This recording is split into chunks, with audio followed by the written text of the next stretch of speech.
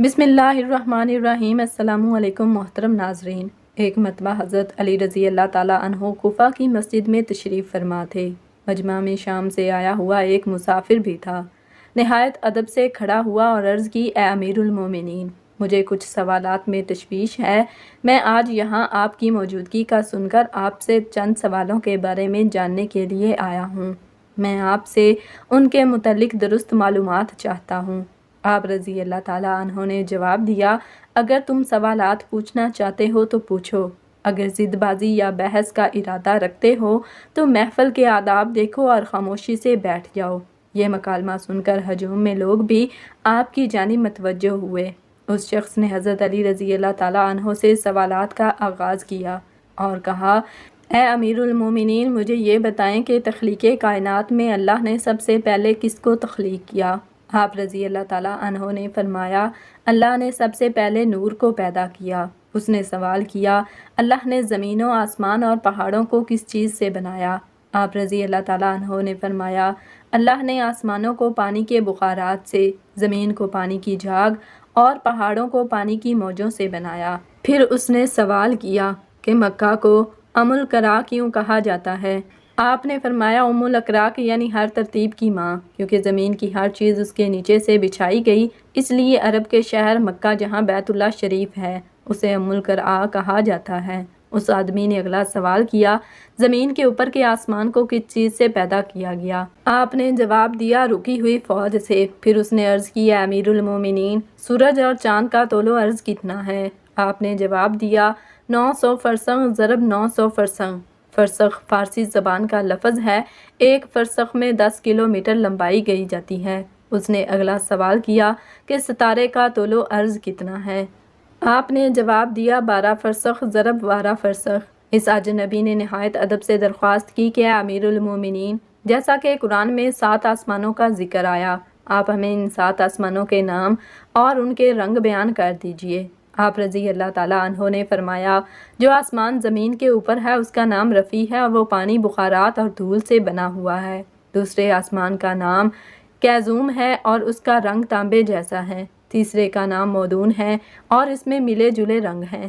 چوتھے آسمان کا نام ارفالون ہے اور اس کی رنگت چاندنی جیسی ہے۔ پانچویں آسمان کا نام ہیون ہے اور اس کی رنگت سونے جیسی ہے۔ چھٹے آسمان کا نام عروس ہے اور وہ سبز یاقوت کا بنا ہوا ہے۔ ساتویں آسمان کا نام اجمع ہے اور یہ سفید موتیوں سے بنا ہوا ہے۔ اس آدمی نے اگلا سوال کیا، اے علی، آپ مجھے یہ بتائیں، بیل وہ واحد جانور ہے جس نے آسمان کی طرف اپنا سر نہیں اٹھایا، ایسا کیوں؟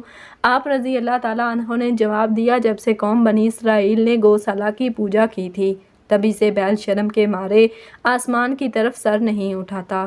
گوسالہ ایک سنہری رنگ کا پتھر یا بچڑا تھا جسے موسیٰ علیہ السلام کے دور میں سامری جادوگر نے اپنی جادوئی مہارت سے بولنے اور حرکت کرنے کی طاقت دی، اور موسیٰ علیہ السلام کی غیر موجودگی میں بنی اسرائیل سے اس بچڑے کی پوجا کروائی تھی۔ مجمع میں موجود تمام لوگ حضرت علی رضی اللہ تعالیٰ عنہ کی حاضر جوابی اور علمی قابلیت سے متاثر ہو رہے تھے۔ شام سے آئے ہوئے مسافر نے اگلا سوال پوچھا، اے امیر المومنین، وہ کون سے نبی تھے جنہوں نے ایک ہی وقت میں 2 بہنوں سے شادی کی تھی؟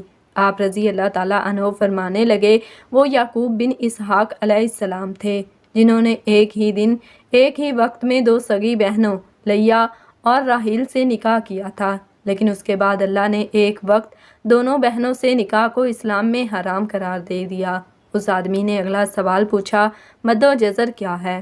آپ نے جواب دیا، اللہ نے سمندروں پر ایک فرشتہ مقرر کر رکھا ہے، جب وہ سمندر کے پانی میں اپنا پاؤں رکھتا ہے تو مد پیدا ہوتا ہے اور جب نکلتا ہے تو جزر۔ مد و جزر سمندر کے پانی کو خود بخود بلند ہونے اور کم ہونے کے عمل کو کہتے ہیں۔ اس آدمی نے اگلا سوال کیا، یہ بتائیں کہ جنات کا باپ کون ہے اور اللہ نے جنات کی طرف کن نبی کو مبعوث کیا تھا؟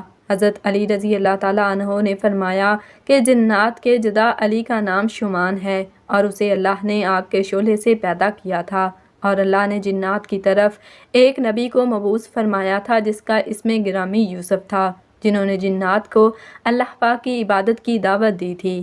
انہوں نے اس نبی کو قتل کر دیا۔ اس شخص نے دوبارہ دریافت کیا، ابلیس کا آسمانوں میں کیا نام تھا؟ حضرت علی رضی اللہ تعالیٰ عنہ نے جواب دیا، حارث۔ پھر اس نے پوچھا کہ آدم علیہ السلام کا نام آدم کیوں رکھا گیا اور انہوں نے کتنی عمر پائی؟ آپ رضی اللہ تعالیٰ عنہ نے فرمایا کیونکہ وہ عدیم ارض یعنی نایاب زمین کی کھال سے بنائے گئے تھے، اس لیے ان کا نام آدم رکھا اور 900 سال عمر پائی۔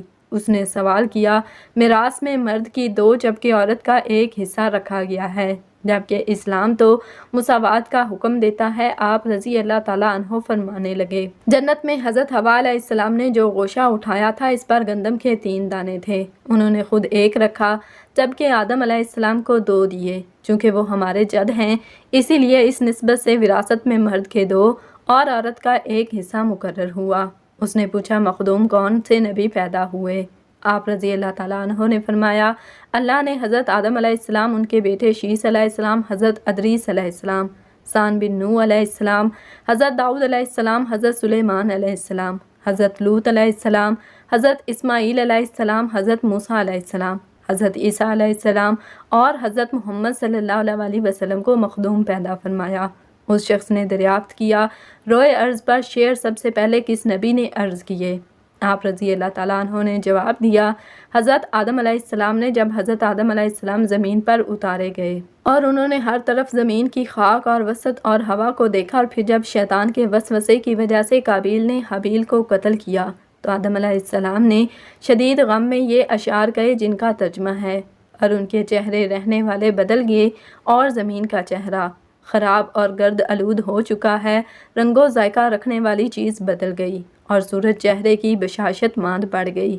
میں اپنے طور و حیات کو باعث غم سمجھتا ہوں، اور کیا زندگی کے خاتمے کی وجہ سے مجھے چین مل سکے گا؟ میں آنسو آخر کیوں نہ بہاؤں؟ حابیل قبر میں دفن ہو چکا اور قابیل نے اپنے بھائی کو قتل کر دیا۔ ہائے غم و حسد ساملا سلونا بیٹا گم ہو گیا۔ یہ بات سن کر سب ہی حاضرین خاموش ہو گئے۔ پھر وہ شام کا شخص پھر بولا، امیر المومنین حضرت آدم علیہ السلام جنت سے نکالے جانے کے غم میں کتنا عرصہ روئے؟ آپ رضی اللہ تعالیٰ عنہ نے فرمایا، آپ 100 سال تک روتے رہے۔ شامی شخص نے پھر سوال کیا، کفر کی ابتدا کس نے کی اور پہلا کفر کس نے کیا؟ آپ رضی اللہ تعالیٰ عنہ نے جواب دیا، کفر کی ابتدا ابلیس سے ہوئی اور وہی کائنات کا پہلا کافر ہے۔ اور پھر اس شخص نے آخری سوال کیا، حضرت نوح علیہ السلام کا اصل نام کیا تھا اور ان کی کشتی کا طول و عرض کتنا تھا؟ آپ رضی اللہ تعالیٰ عنہ نے جواب دیا، نوح علیہ السلام کا اصل نام سکن تھا۔ انہیں نوح علیہ السلام کہنے کا سبب یہ تھا کہ انہوں نے 950 برس تک قوم پر نوحہ کیا تھا۔ ان کی کشتی کا طول 800 ہاتھ اور عرض 500 ہاتھ اور سطح زمین سے اس کی بلندی 80 ہاتھ تھی۔ امید کرتی ہوں کہ آج کی تحریر آپ کو ضرور پسند آئی ہوگی۔ مزید اچھی تحریروں کے لیے ہمارے چینل کو ضرور سبسکرائب کریں۔ اپنا بہت سارا خیال رکھیں، دعاؤں میں یاد رکھیں۔ اللہ آپ سب کا حامی و ناصر۔ جزاکم اللہ خیراً کثیرا۔